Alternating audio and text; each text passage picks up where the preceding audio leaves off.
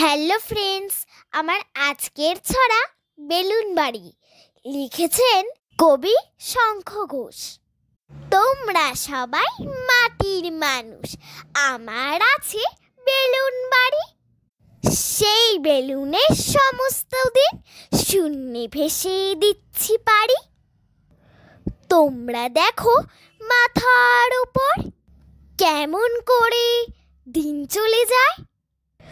ওপর থেকে সেই মেঘকেই দেখছি আমি পায়ের তলায়। একটা দেশেই তোমরা বাঁধা, আমার দেশ তো হাজার হাজার। এমনি আমার বেলুন বাড়ি, কোনো সীমায় থাকে না যার। তোমরা কি চাও আমার মতো থাকার সঙ্গে চলার সাধু?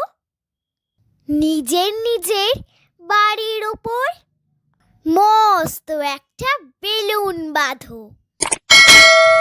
সো ফ্রেন্ডস, আরও এরকম মজার ছড়া শুনতে চাইলে আমার চ্যানেলটিকে সাবস্ক্রাইব করে দাও।